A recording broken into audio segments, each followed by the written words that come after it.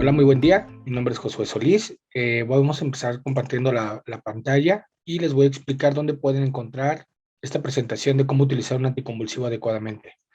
Se pueden ir a Google, ponen Prezi y le ponen mi nombre, Josué Solís, y automáticamente les aparece cómo elegir un anticonvulsivo y es totalmente gratuito. Cada 2 meses y medio, cada 3 meses lo vamos mejorando, vamos metiendo información nueva y temas más selectos para esta plática.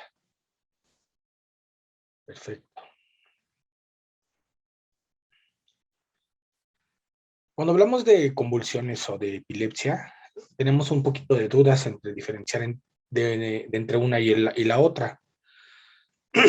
Les recuerdo mi nombre, soy Josué, soy el coordinador técnico del laboratorio Mederi Lab. Mederi Lab está en Zapopan, Jalisco, aquí en México. Es un laboratorio 100% mexicano con muchas ganas de estar en todos lados. Si ustedes nos están viendo de otro país, pueden preguntar si ya tenemos el registro en sus países. Muy bien, cuando hablamos de epilepsia, es un problema muy común, es dentro de nuestras consultas en neurología en la clínica veterinaria, viene siendo un 80% de las consultas cuando te dice que es epilepsia, porque lo primero que llega el cliente con el paciente es que tiene epilepsia. Pero tenemos que definir bien qué es una epilepsia y qué es una convulsión. La epilepsia es una alteración neurológica crónica. También la han definido como enfermedad degenerativo crónica por un signo muy importante, ataques epilépticos recurrentes. ¿Pero qué es un ataque epiléptico? Un ataque epiléptico es una manifestación clínica, manifiesta clínicamente una actividad neuronal anormal, algo que no sabemos qué está pasando o qué está ocurriendo dentro de nuestro cerebro, dentro de la corteza cerebral. Esto es muy importante que lo tengamos en cuenta. Recuerden, epilepsia, enfermedad degenerativo crónica causada por ataques o crisis epilépticas. Pero bueno, ¿y qué crisis epiléptica no es lo mismo que una convulsión? No. Recuerden, la crisis epiléptica es una actividad neuronal anormal y las convulsiones se pueden dar por otras causas, ya que estas son episodios de contracciones musculares anormales. Pueden ser bilaterales o unilaterales, puede parecerse mucho a una epilepsia, a una crisis epiléptica, pero no siempre implica la actividad epiléptica. ¿Por qué se causan entonces estas convulsiones? Hay diferentes formas o etiologías, mejor dicho, de la convulsión. Primero, un área cerebral afectada, puedes tener algún golpe, una contusión, un tumor cerebral. Eso es muy importante que lo tengan en cuenta, sobre todo en pacientes de más de 7 años que son constantes en la visita o son regulares con el médico veterinario, les dicen qué hacer, qué no hacer, pero siempre están ahí con su perrito o su gatito. Ojo, pacientes de más de 7 años con convulsiones, de repente no saben de dónde provienen y en nuestro examen clínico está totalmente sano, chequen esto, ¿eh? Puede ser un tumor cerebral. También tenemos enfermedades infecciosas, por ejemplo, está distemper, está parvo, Ehrlichia.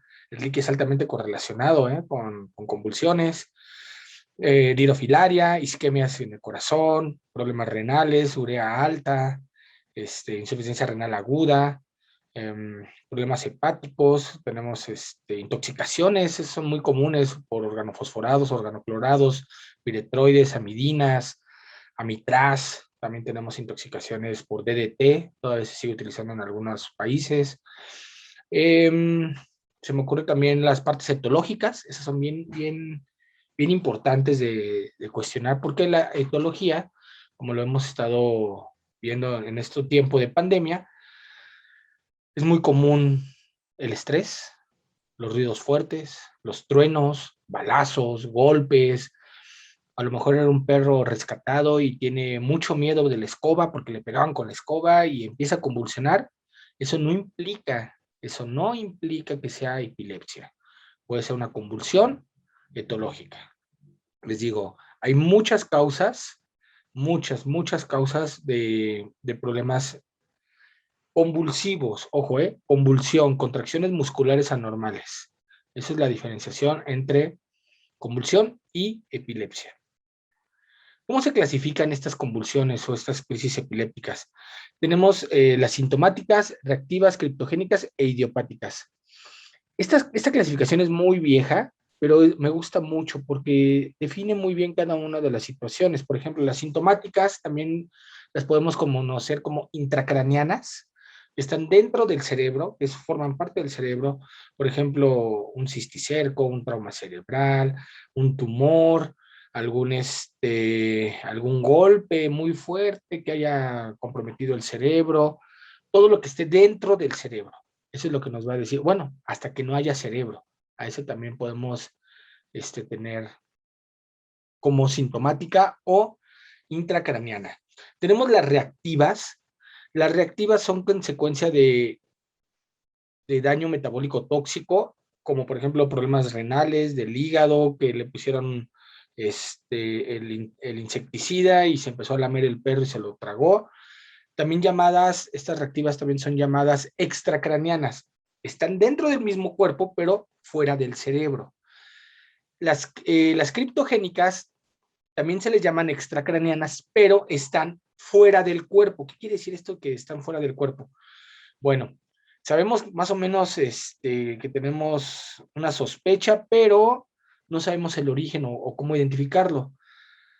Esto normalmente se da por causas etológicas, todo lo que hablamos hace unos minutos de la parte etológica, donde los ruidos fuertes, las lucecitas, los estrobos, todas esas cosas de estrés para el perro, se les puede llamar criptogénica. Y bueno, tenemos a la vieja confiable, a nuestra favorita, a la que nunca nos va a fallar, porque yo sé que es muy complicado clasificar estas tres primeras, a la idiopática. Pero la idiopática se le conoce mejor a la genética. Cuando le quieres echar la culpa a algo que no conoces, échale la culpa a la genética. Aquí tenemos la idiopática que proviene de la genética. Se puede heredar, por ejemplo, en perros Doberman se genera mucho esta parte idiopática. Se hereda bastante, es un gen fácil de heredar. Lamentablemente hay mucho todavía que conocer de la genética en la parte de las convulsiones y de la epilepsia, sobre todo de las crisis epilépticas, que son las más comunes. Le pueden llamar también epilepsia verdadera o idiopática cuando no sabemos por dónde va el problema. Cuando hablamos de las crisis epilépticas como tal, estas las podemos dividir en generalizadas, parciales, unilaterales y pues cuando de plano no tenemos mucha información, les llamamos no clasificadas. Es un status epilépticus o clúster, también la van a encontrar como clúster. Es un ataque epiléptico continuo que puede durarte desde 4 o 5 minutos hasta 14. He tenido un pacientito de 15 minutos y eso pues nos ha llevado a un estatus, a un clúster. Aquí normalmente pierden totalmente la conciencia, cuando están en clúster o en estatus epilépticos. Y convulsiones en racimo, depende mucho el neurólogo y también del libro que esté leyendo. Hay diferentes definiciones. Aquí yo lo que hice fue tomarla de varios y la puse en una misma. Son 2 o más convulsiones que ocurren en un periodo corto, ya sea minutos o horas, pero esto también puede ser 3 días antes o 3 días después. Durante todo ese lapso de tiempo pueden ustedes tener convulsiones en racimo. Estas convulsiones pueden durarte 30 segundos, 1 minuto, minuto y medio. No necesariamente tienen que estar en clúster. Pueden convulsionar el día de hoy 3 veces y se espera 2 días más y convulsiona otras 2 veces. O convulsionó antier una vez, ayer convulsionó 2 veces y hoy convulsiona una. Eso también le podemos llamar convulsiones en racimo. Este diagnóstico diferencial viene del libro del doctor Carles Morales. La única diferencia que podemos observar nosotros en este diagnóstico diferencial es epilepsia probablemente sintomática en vez de criptogénica. Es lo único que vamos a ver de diferencia. En vez de criptogénica, que son las etológicas, le van a llamar epilepsia probablemente sintomática. En el siguiente módulo vamos a ver cómo diferenciar realmente entre una epilepsia y una convulsión. Tenemos diferentes fases de un ataque o una crisis epiléptica. fase prodrómica, preictal, ictal y posictal. Tenemos 4 fases. Vamos a ver cada una de ellas. La fase prodrómica, todo en poquito, todo es así muy imperceptible en la consulta, ojo, muy imperceptible en la consulta, pero a lo mejor el propietario lo puede observar más claramente. Se observa agitación, ladridos sin control, van a ver un perro que se va y se esconde, se va a empezar a dilatar las pupilas muy poquito, todo, les digo, todo muy poquito. De repente se pone un poco nervioso, ansioso, torna agresivo, le ladra a la nada. Y esto lo podemos confundir un poco con demencia senil-cognitiva. Por eso hay que tener esa diferenciación muy fuerte, sobre todo por la edad de nuestro paciente. El preictus o el aura. Bueno, esta pueden ser horas hasta segundos antes del ataque. Van a ver la misma signología que les acabo de comentar, pero más grande. Van a observarla fácilmente. Sí van a ver un perro más agresivo, va y se esconde, va totalmente dilatar las pupilas, empieza a agitarse, se torna muy nervioso, empieza a dar vueltas. La mayor parte de las veces hemos visto que dan vueltas sobre su propio eje. Y en ese mismo momento, cuando terminan, empieza a entrar la fase tónico-clónica. Aquí termina la fase del preictus o laura y empieza ese caballaje, ese movimiento involuntario, donde vas a observar al perro que pierde la conciencia, se empieza a defecar, a orinar, empieza a chasquear la boca, empieza a moverla muy rápido. Ahí de preferencia lo que les recomiendo mucho es que le pongan un palo o que le pongan algo que pueda morder sin que se lastime la lengua o se la llegue a cortar o lacerar. Van a observar un movimiento muy raro que apenas lo estuvimos viendo en el último diplomado. Los perros empiezan a vocalizar o empiezan a bostezar, así, empiezan a bostezar y automáticamente ahí termina la fase ictal, esa fase tónico-clónica que les comenté. Y viene la fase posictal. Esta fase posictal van a ver al perro que empieza a recuperar el sentido, empieza a tornarse sus pupilas normales, agitado, hasta no sabe dónde está totalmente perdido. Dice, ¿y ahora qué me pasó? ¿Quién me orinó? ¿Quién me defecó? Está totalmente ido. No es recomendable acercarse en ese momento al perro o al gato, porque automáticamente los va a morder, los va a desconocer, porque está totalmente ido. O sea, no sabe qué está pasando en ese momento, está desconectado. Aquí lo que tenemos que ver es cuánto tiempo duró. Hay que observar cuánto tiempo duró. Yo sé que es muy difícil que el propietario pueda grabarlo, pero algo muy importante para nosotros es que lo puedan grabar. ¿Por qué les digo esto? Porque la fase prodrómica, preictal, ictal y posictal, en un 97% es muy común encontrarla en las crisis o ataques epilépticos. Voy de nuevo. Estas 4 fases las podemos encontrar en una crisis o ataque epiléptico. En cambio, una convulsión no tiene, entre un 95 y 96%, no cuenta con una fase prodrómica ni fase preictal, solamente con fase ictal y fase posictal. Esa es la diferenciación más grande que ustedes pueden observar, aunque normalmente el propietario solamente lo ve en fase ictal o en fase posictal. Pero aquí sería bueno que lo pudieran grabar. Algo que les puedo recomendar son las cámaras estas ya de caseras, de videograbación. Son muy económicas. Aquí en la Ciudad de México, 2 cámaras en Sam's Club te cuestan como 2,000 pesos y te graban 24 horas. Y ahí puedes observar a tu perro cómo empieza con esta fase. Y es bien importante y es muy padre saber por dónde proviene. Como les había comentado, los tipos de crisis generalizadas es la más común que van a observar. Esta manifestación es el caballaje fuerte, el golpeteo, ese movimiento involuntario, duro, que van a ver, es un reflejo de una descarga neuronal rápida, se difunde en ambos hemisferios, es muy fuerte, muy, muy, muy, muy dolorosa en algunas ocasiones. Las parciales, en cambio, como lo dice, parcial, va a ir incrementando, va a ir de lo menos a lo más. Aquí puede, por ejemplo, malformaciones congénitas, encefalitis, los tumores son bien comunes aquí, porque el perro empieza a convulsionar cada vez más fuerte, más fuerte, más fuerte, y ya le hicimos muchos exámenes y de plano no caemos en qué puede hacer. Recuerden, edad puede ser un tumor, y si vienen parcialidades, que sea poco a poco, me refiero a que poco a poco puede ser dentro de 6 meses o dentro de una semana, ¿eh? Todo depende de qué tan agresivo sea el tumor y qué tan rápido puede crecer. Y bueno, Cuando de plano el propietario no tiene idea de que tiene un perro y no tenemos muchas cosas, lo tenemos que trabajar como inclasificable o de plano idiopático, y así lo manejamos. Cuando entramos en el diagnóstico, ¿cómo saber si es una convulsión o es una epilepsia verdadera? Tenemos que cuestionarnos varias cosas, sobre todo el examen neurológico. Yo sé que muchos de nosotros, me incluyo, no sabemos hacer un examen neurológico al 100%, ni siquiera al 50%. Hay veces que nada más hacemos cosas sencillas que nos acordamos que vimos en un diplomado y listo.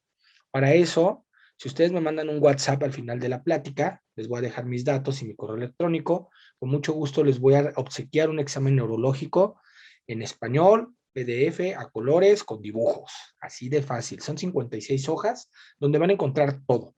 Evaluación y conciencia y conducta, locomoción, pares craneales, donde encontrar si tienen algún problema, que no precisamente sea epilepsia o sea convulsiones, pero pueden encontrar toda la parte neurológica hasta la parte de cómo hacer el examen para la epilepsia.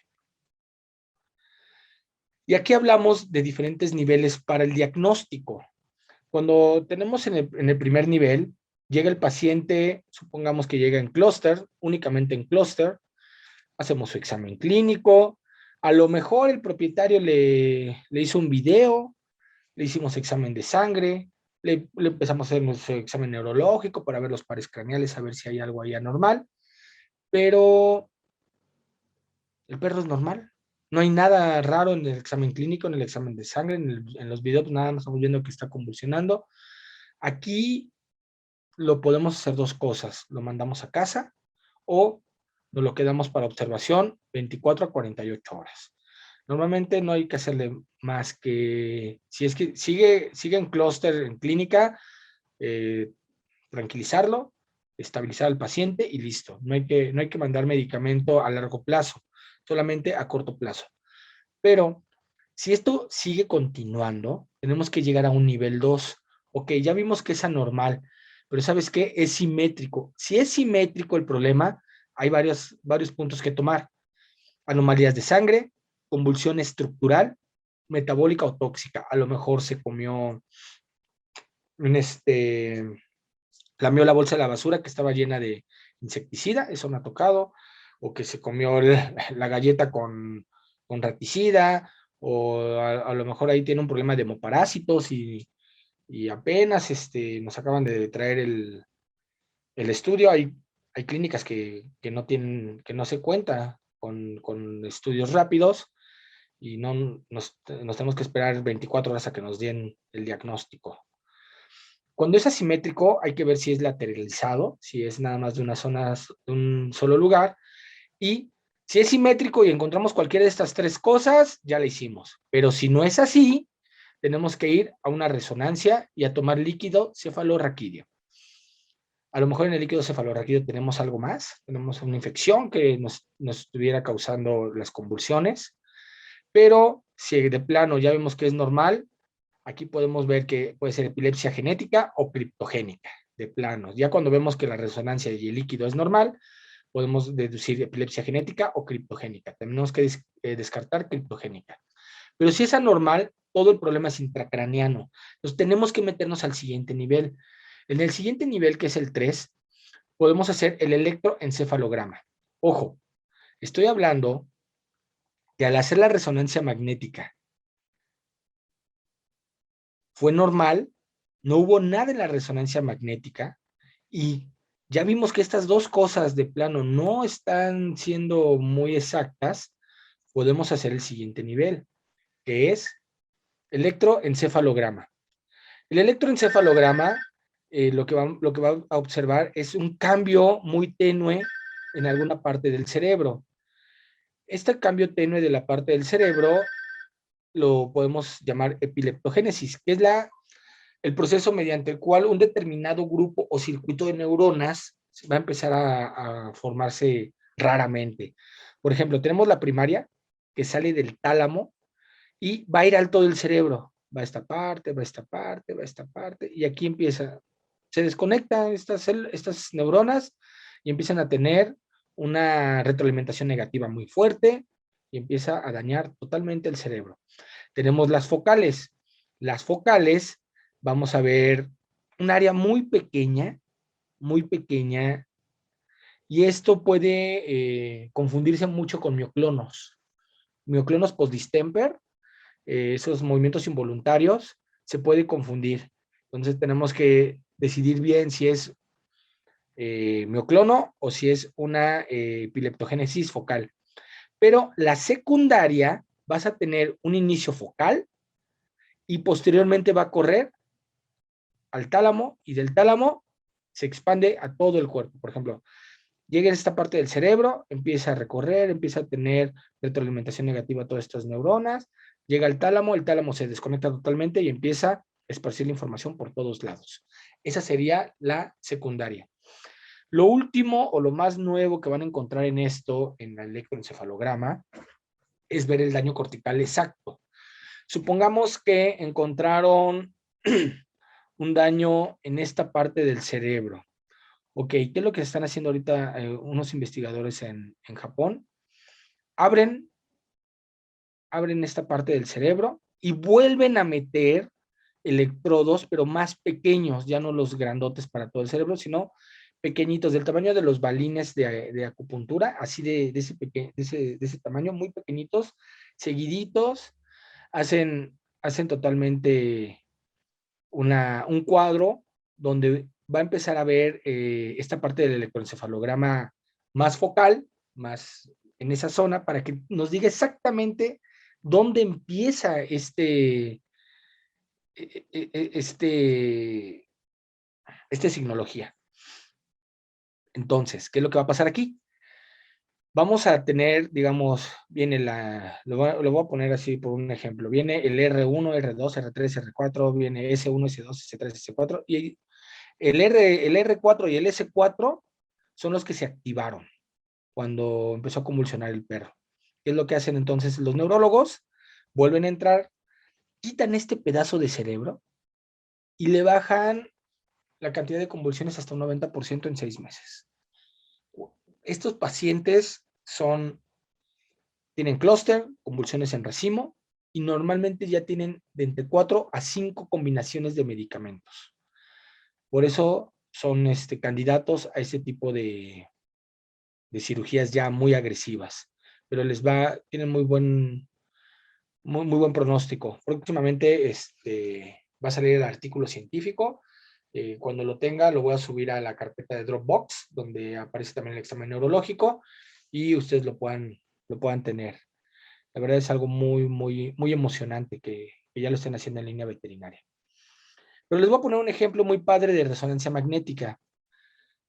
Este es un gato de 8 meses aproximadamente con convulsiones parciales. Cada vez llega en clúster y además en racimo. Si se dan cuenta aquí en esta parte, empieza a ver algo negro. Pareciera aire, pareciera líquido. Me han dicho que líquido, que puede haber algo aquí. Pero les pongo la otra. En esta parte, pues aquí no se ve nada. Se ve totalmente fuera de foco y se ve hasta raro, y se mandó a Estados Unidos a que hicieran la interpretación y tuvimos porencefalia. La porencefalia es un trastorno médico rarísimo que involucra ya sea un quiste o una cavidad en el hemisferio cerebral. ¿Esto por qué se da? Se puede dar por una lesión destructiva por alguna bacteria o algún virus o algún parásito, o puede ser debido a un desarrollo anormal, que aquí fue un desarrollo anormal.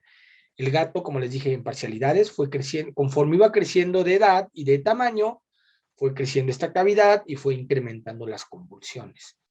Lo último que supe de este paciente es que seguía con levetiracetam, bien controlado, pero pues el pronóstico es muy malo. Muy malo. No hay mucha calidad de vida con este tipo de pacientes que le falta mucho cerebro, ¿verdad? Ahora, ¿qué le dicen al propietario cuando ven una placa de esta manera? Díganle que van a hacer todo lo posible para controlar las convulsiones. Nunca le digan que se puede curar. La epilepsia no se puede curar. La epilepsia no se puede curar, se puede controlar. Es una palabra que nosotros tenemos que utilizar mucho, tenemos que ser un poco agresivos. A lo mejor no vuelve a convulsionar nunca más en su vida, pero me ha tocado muchos casos donde por problemas de intoxicación y mal trabajados pueden conllevarte a epilepsia. Por ejemplo, una intoxicación por insecticida para moscas. El perro lamió la bolsa, empezó a convulsionar y llegó con un médico veterinario y le empezó a dar una subdosificación de pregabalina, de gabapentina, perdón, era una subdosificación de gabapentina, regresó el paciente, no se controlaba, le mandó fenobarbital a una sobredosificación casi de 10 veces la dosis inicial, se controló muy bien, pero empezó a tener problemas de hígado, eh, regresa el paciente, le mandan bromuro de potasio, pero no hay un buen control con el bromuro de potasio la primera semana. Llega con otra colega y empieza a hacer el tratamiento con levetiracetam. ¿A qué voy con todo esto? Pasaron casi de la primera convulsión a cuando llegó con la segunda colega 8 meses. No se podía controlar ya el paciente adecuadamente y empezó a tener las 4 fases. Convulsión por intoxicación que se pudo haber controlado de manera adecuada, terminó en epilepsia. Ojo, cada vez que hay una convulsión o una crisis epiléptica, siempre, siempre va a haber un daño neurológico. Siempre. Ahora bien, vamos a ver el tratamiento.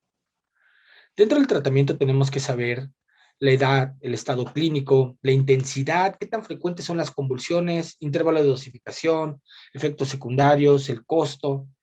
Pero lejos del costo, de todo lo que acabamos de ver, lo más importante es el intervalo de dosificación, porque el tiempo que tú le puedes dar a tu mascota es muy complicado cuando el propietario sale a trabajar.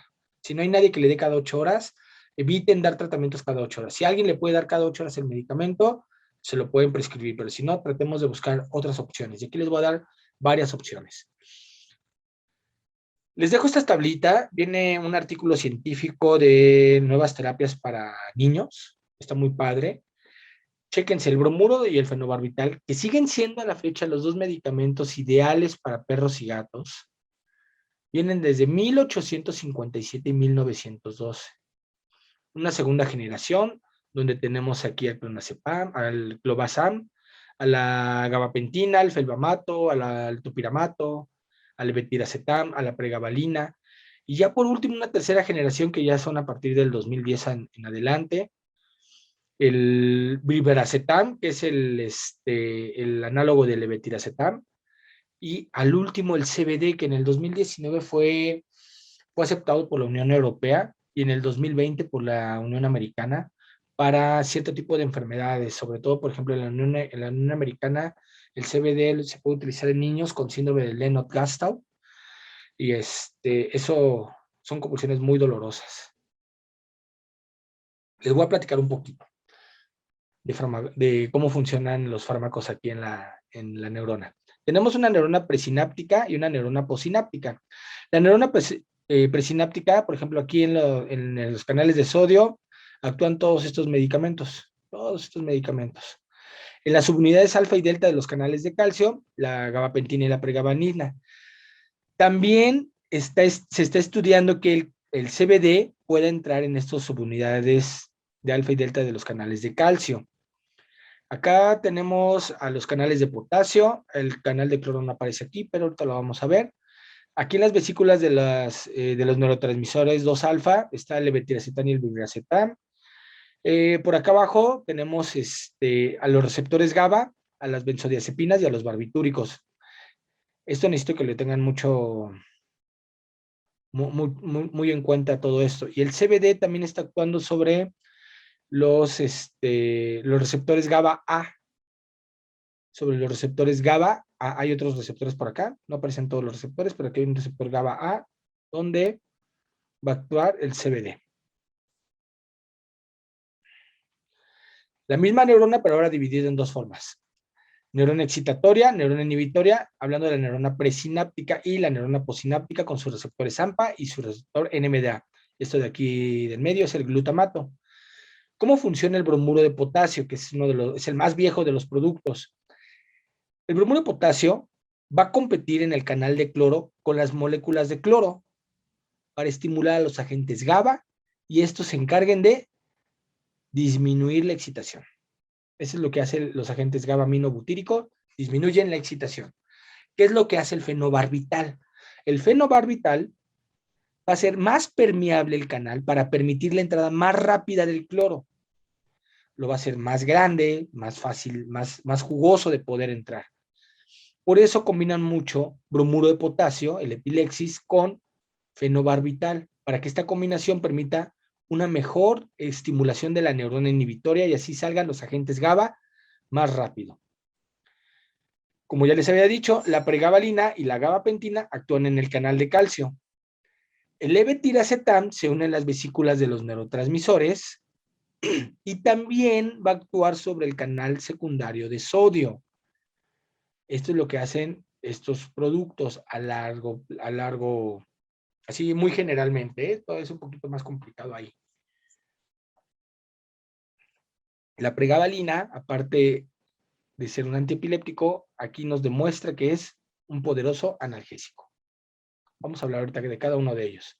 Yo sé que es preferible la monoterapia, que quisiéramos que nuestro paciente tuviera un solo medicamento, pero entre el 20 y 50% de los pacientes van a requerir tratamiento combinado.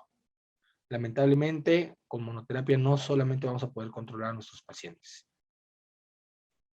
Efecto luna de miel. Este es bien importante porque como son tratamientos para toda la vida, vamos a empezar a tener efecto luna de miel. También lo van a encontrar como resistencia, farmacoresistencia, que empiezan a ser refractarios al producto. Pueden encontrar esos tres términos que son exactamente lo mismo. ¿Qué es el efecto luna de miel o la farmacoresistencia en el individuo? Es la resistencia que causa el cuerpo hacia los fármacos. El cuerpo va a empezar a resistir algo que no es, no es propio del sistema. Y lo que va a hacer es sacarlo más rápido. Oye, no, esto no es mío, no lo necesito, no lo quiero, lo voy a sacar. Hay tres formas de sacarlo. Genes que codifican proteínas transportadoras de estas drogas, genes que codifican enzimas metabolizadoras de estas drogas, y la más difícil, genes que van a codificar las dianas de las drogas. Por ejemplo, te cambian el canal o te cambian te hacen el canal mucho más pequeño, empiezan a activarse genes que no estaban activados antes y te empiezan a mover las dianas. Es algo muy, les digo, la genética está avanzada, pero todavía nos falta mucho, mucho que investigar. Esto lo pueden encontrar en un artículo del doctor Peregrino, también viene en el Dropbox, viene este efecto luna de miel, un poquito más, más desarrollado. Fenobarbital. El fenobarbital es una droga ideal, es la inicial para perros y gatos, aprobada en México en el 2009, es muy rápida de utilizar, es la más acertada, porque a las 2 horas ya está trabajando. Lamentablemente en México y en muchos países la escasez de fenobarbital ha sido nuestro coco, por eso a inicios de 2021 el doctor Humberto Morales nos platicaba del mundo sin fenobarbital, cuáles eran las opciones. Ahorita los vamos a retomar otra vez para que los vuelvan ustedes a encontrar. Así pueden encontrar la plática del doctor Humberto, se llama El mundo sin fenobarbital. Lo pueden encontrar en YouTube. Este metabolismo principalmente es en hígado. Hay que tener mucho cuidado con el fenobarbital, ya que a dosis muy altas empieza a tener hepatotoxicidad. Se da cada 12 horas, es un producto que se puede dar en perros y gatos. Lamentablemente la tableta más pequeña es de 100 miligramos y la dosis es de 2 a 3 miligramos por kilogramo, y a los perros pequeños va a ser muy complicado darle este medicamento. El bromuro de potasio, este es excretado por riñón, también está dentro de los primeros productos para el control de la epilepsia, ojo, control de la epilepsia, al igual que el fenobarbital. Se excreta, como ya lo había dicho, por riñón. Tarda 21 días en llegar a sus niveles mínimos necesarios en sangre. 21 días, no es de efecto rápido como el fenobarbital. Tarda 21 días y hasta 3 o 4 meses en llegar a su concentración plasmática. Tarda muchísimo en llegar a su concentración plasmática. El caso clínico que les platicaba hace rato, por eso el cliente estaba desesperado porque le dieron el epilexis y no reaccionaba rápido su perro, pues era lógico porque tardaba mucho en llegar a su concentración plasmática. El bromuro de potasio se da cada 24 horas, es exclusivamente de perros, no se les da en los gatos. A los gatos les puede causar pancreatitis por polifagia y les puede causar también reacciones adversas a este producto. La pancreatitis por polifagia en perros, por ejemplo, se puede evitar si le das el medicamento en el alimento o si le das de comer y media hora después el bromuro de potasio. Cualquiera de los dos puedes evitar esta pancreatitis por polifagia. La pregabalina. La pregabalina es un análogo de la gabapentina. Hacen exactamente lo mismo, tienen la misma función. La única diferencia es que se da cada 12 horas, en comparación de la GABA. La gabapentina se da cada 8 horas. Perros de 2 a 4 miligramos por kilogramo y en gatos también la hemos utilizado de 1 a 2 miligramos por kilogramo. Lejos de ser un antiepiléptico para monoterapia, como monoterapia, no nos va a funcionar para problemas intracraneanos y extracraneanos, sintomáticas y reactivas, hablando de específicamente de ellas. Nos va a ayudar solamente para las cetológicas, para las criptogénicas. La pregabalina nos va a ayudar para las criptogénicas, va a bajar las convulsiones de estos. Lo pueden utilizar también para perros muy agresivos o gatos muy agresivos que van a consulta para que lleguen un poquito más tranquilos, menos ansiosos, temerosos. Y también es un excelente analgésico para dolores neuropáticos. Esos dolores de compresión medular, el de la ciática, el que ya no me puedo levantar en las mañanas y me duele todo. La pregabalina les va a ayudar muchísimo para todo eso. Para esos perros con degeneración crónica, ya muy geriátricos, tiene una metabolización muy rápida en el hígado, un 30% y un 2% por el riñón, entonces va a ser un muy buen producto para larga vida.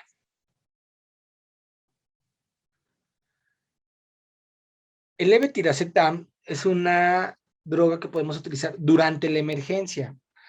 Se usa en perros y gatos, lo tenemos en presentación inyectable, el inyectable lo podemos meter intravenoso, de 30 a 60 miligramos por kilogramo en dosis de carga para perros y en gatos 20 miligramos es suficiente.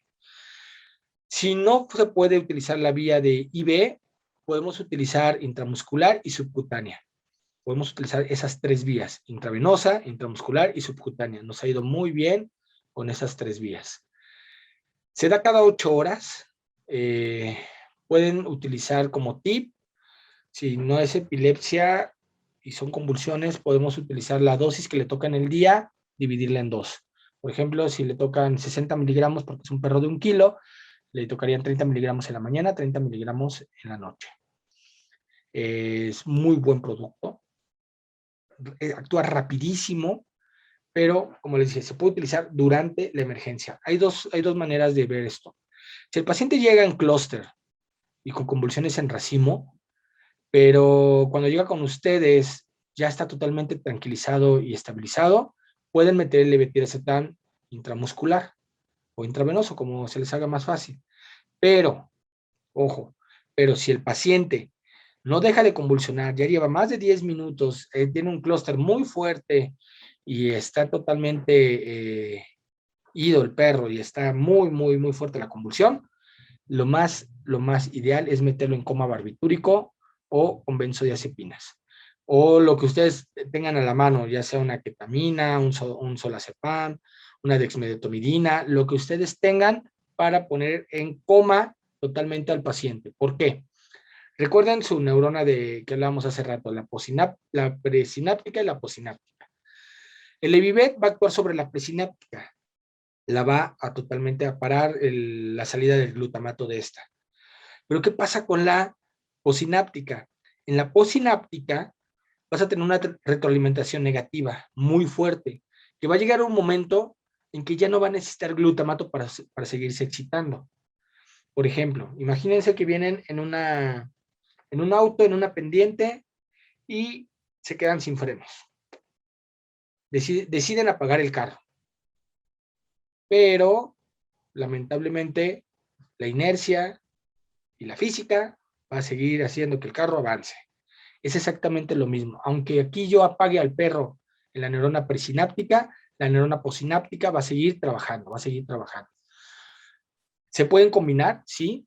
Tú puedes meter el diazepam, por ejemplo, es el más común, lo metes intrarrectal, lo pones en coma y automáticamente le estás metiendo el Levibet intravenoso, su dosis de carga fuerte, para que cuando despierte el paciente, despierte estable y no esperen a que vuelva a despertar.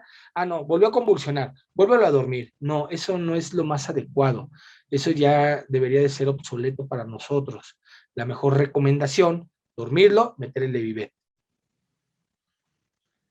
Es tan bueno y tan seguro de utilizar que se puede aplicar en hembras gestantes. Es un producto que se puede utilizar en hembras gestantes. Pasa de un 70 a un 90% por orina. Cuida mucho al riñón. Y esto es algo muy padre para nosotros. Es muy buen producto.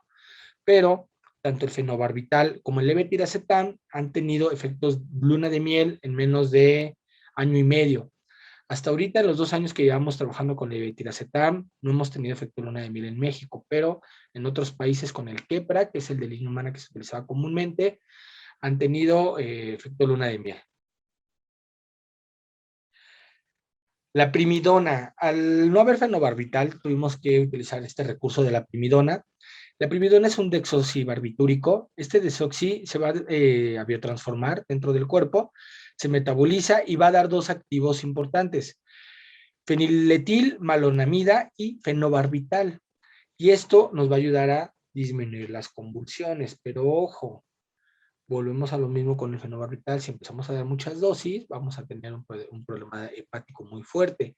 Y también tenemos la dosis que va desde los 10 hasta los 50 miligramos por kilogramo. El problema es que las tabletas son de 250 miligramos. Y volvemos a tener el mismo problema que teníamos con el fenobarbital de 100 miligramos. Por eso, las combinaciones ideales son levetiracetam inicialmente, van a poner levetiracetam inicialmente, junto con bromuro de potasio para perros. Estos se van a ir por lo menos 3 meses. 3 meses con esta combinación. Posteriormente, esos 3 meses van a ir bajando poco a poco el levetiracetam. El levetiracetam, ya sea en convulsión o en epilepsia, lo tienen que bajar como un corticosteroide, poco a poquito. Ningún anticonvulsivo se quita de golpe. Lo tienen que bajar poco a poco. ¿Cuánto es poco a poco? La dosis inicial es de 20 miligramos. La siguiente semana, bájenlo a 15. La siguiente semana, bájenlo a 10. La siguiente semana, bájenlo a 5. Y dejamos al puro bromuro de potasio que haga su chamba.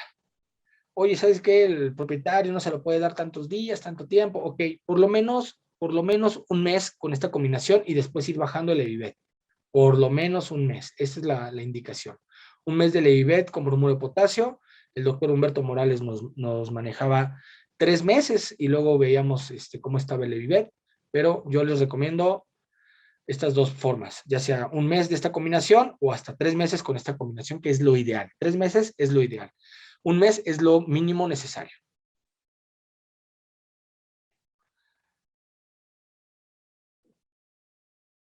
De todas formas, les dejo esta tablita donde vienen los fármacos, el nivel estable, el metabolismo, el rango terapéutico.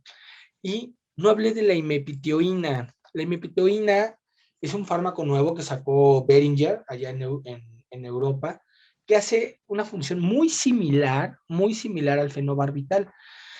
Lo hace, pero la diferencia es como una válvula. Las válvulas de las piscinas o de las albercas, que son estas de plástico que de repente se abren por presión, me parece, entra el agua y se vuelve a cerrar. se vuelve a abrir y se cierra. Así más o menos trabaja la imipetioína en el canal de cloro. Es lo único que de diferencia, pero aquí en América todavía no hay. Bueno, aquí en México no hay. En Europa es donde yo sé que la están trabajando bastante. De todas formas, les voy a dejar un artículo de Caralambus del 2018, donde ellos miden jerarquía de la seguridad de las drogas antiepilépticas. Entonces, ¿qué tan seguro es utilizar mi droga? La primera es la imipetioína, es muy segura de utilizar. Después el levetiracetam, el fenobarbital, pregabalina, el ácido valproico y bromuro de potasio por acá abajo. No quiere decir que el bromuro de potasio no sea seguro de utilizar. Lo que pasa es que en otros países utilizan dosis desde 90 miligramos por kilogramo, desde 70 miligramos por kilogramo. Y eso a la larga va a afectar el riñón. Este estudio, lo que estuve leyendo es que efectivamente ocupan perros desde 90 miligramos por kilogramo en muchas ocasiones. En México, desde 30 miligramos por kilogramo, que es lo que maneja Medrelab con el Epilexis, nos ha ido de maravilla, controlando perfectamente a nuestros pacientes.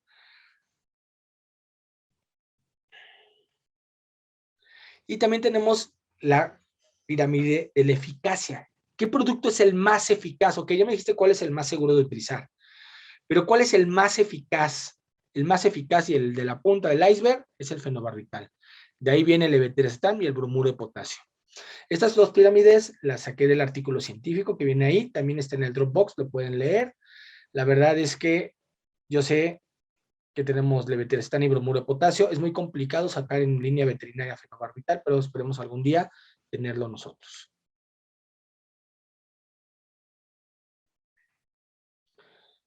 Uf, llegamos a la parte más triste y más importante. ¿Por qué la más triste? Porque ¿qué hacemos si el tratamiento no funciona? Tenemos que cuestionar muchas cosas. ¿Diagnosticamos adecuadamente? ¿Las dosis son las adecuadas? Porque les recuerdo, subdosificaciones y sobredosificaciones. ¿Las frecuencias es la correcta? El propietario se le olvida darle del medicamento. Esta es la más importante.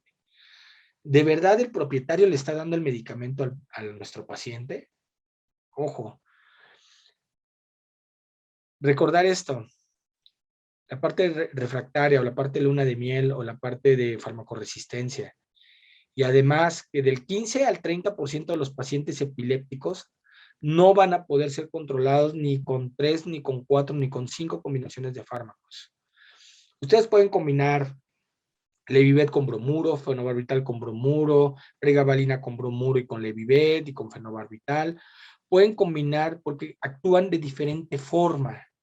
Por eso les puse la neurona al inicio para que no metieran los mismos fármacos, no combinen pregabalina y gabapentina, que van a hacer exactamente lo mismo en el cuerpo, no les va a servir de absolutamente nada.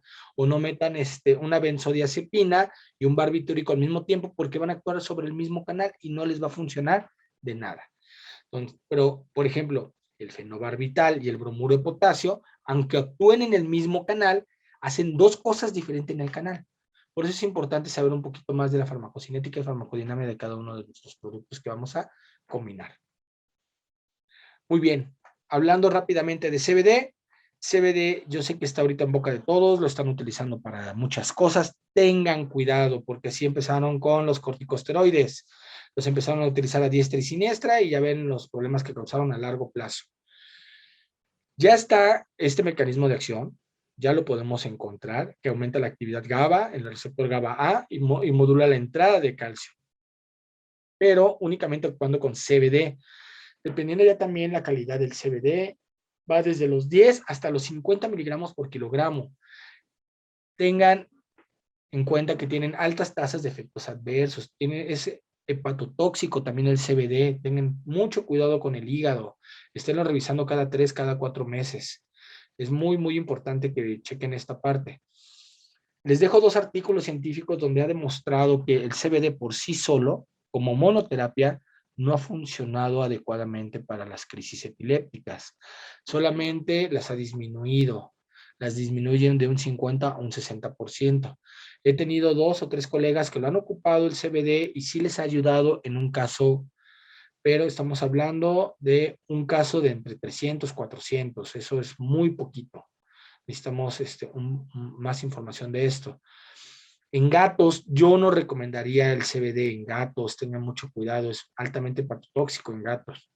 Pero bueno, hay quienes sí lo recomiendan, lo pueden utilizar, cuiden el hígado y si tienen problemas hepáticos, no utilicen el CBD ni el fenobarbital.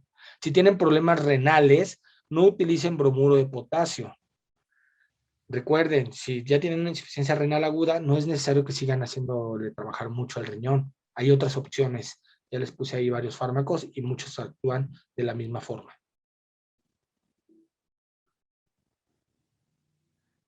Por mi parte sería todo. Les dejo mi contacto, josue.mederilab@gmail.com y mi WhatsApp 55 54 58 84 86. Si están en otros países, es más 52. Esa es la alada de aquí de México. Con mucho gusto me pueden hacer una videollamada, me pueden mandar un WhatsApp y con gusto podemos platicar de todo lo que tuvimos. Si tienen alguna duda, también mándenme un mensajito y con gusto lo trabajamos. Pasen un lindo día y que termine esta pandemia pronto. Hasta luego. Mederilab. Bienestar y salud para los animales.